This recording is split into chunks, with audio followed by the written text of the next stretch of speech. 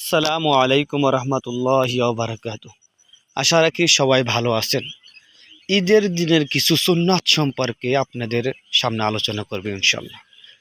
ঈদের দিনে প্রথম সুন্নাত, আমরা সকলেই ঈদের দিনে সকাল সকাল ঘুম থেকে উঠব। সকাল সকাল ঘুম থেকে ওঠার উদ্দেশ্য হলো আমরা যেন ঈদের দিনের ফজর নামাজটা জামাতের সাথে আদায় করি।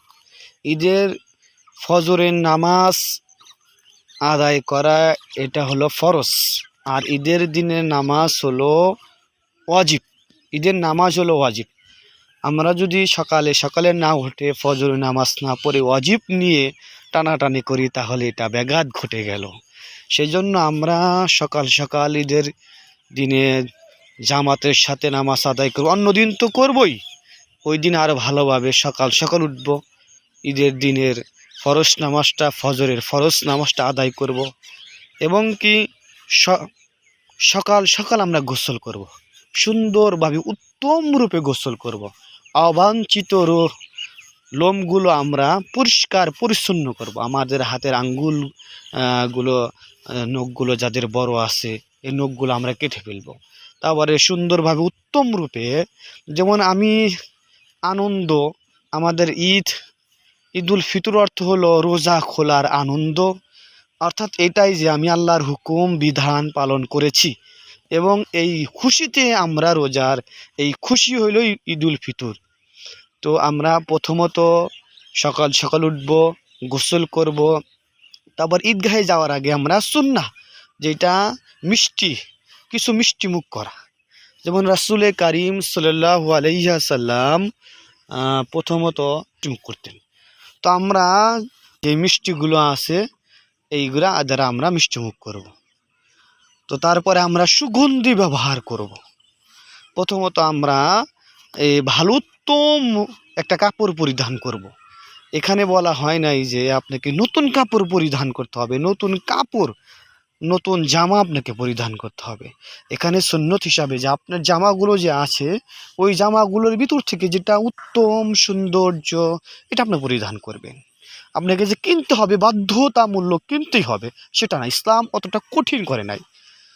তো আমরা এই উত্তম পোশাক পরিধান করব। পরিধান করার পরে আমরা সুগন্ধি ব্যবহার করব।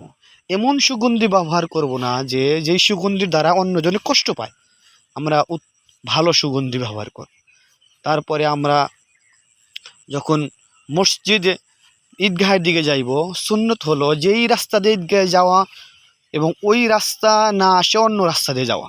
যদি অন্য বিকল্প রাস্তা না থাকে এক পাশ দিয়ে যাওয়া, অন্য পাশ যাওয়া আসা। এই সুন্নতগুলো আমরা পরিপূর্ণভাবে যদি মেনে চলি তাহলে আল্লাহ রাসূলের একটা সুন্নাহ জিন্দা করা অনেক বহুত সওয়াবের কাজ। সেই জন্য আমরা ঈদটাকে যেন এমনভাবে উদযাপন করব যেন শরীয়তের সীমারেখা পর্যন্ত, সীমারেখার যেন ওভারটেক না হয়। যেমন এসেই যদি আমরা গান বাদ্যযন্ত্র এগুলো ঘোরাফেরা, এমন ঘোরাফেরা যে মহিলাদের ঘোরাফেরা এরকম যেন না হয়। আল্লাহ রাসূলও সুন্দরভাবে ঈদ উদযাপন করেছে। আমরা ওই তরিকায় যে সাহাবায়ে কেরাম যেভাবে উদযাপন করেছে আমরা ওইভাবে উদযাপন করব। মানুষের মাঠে যে কৌশল বিনিময় করব, সুন্দরভাবে আমরা সেখানে বসবো, কথা বলবো না, ইমাম সাহেবের বয়ান শুনবো, সুন্দর মানুষের সাথে হাসি খুশি সব সর্বদাই করব।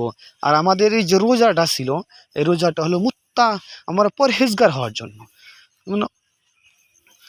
আমরা যদি পরহেজগার না হই আর আমরা যদি এই রোজার মাধ্যমে যদি আমাদের তাকওয়া না হয় তাহলে আমরা ধ্বংস। কারণ রাসূল সাল্লাল্লাহু আলাইহি ওয়াসাল্লাম বলছেন যে ব্যক্তি রোজা পাইল কিন্তু গুনাহ মাফ করাইতে বলেন সে ধ্বংস।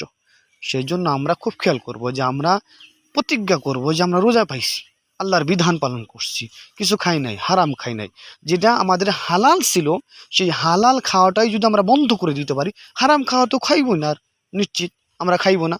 তো আমরা অদা করব যে আমাদের জীবনটাকে নবীজির সুন্নাত তরিকা।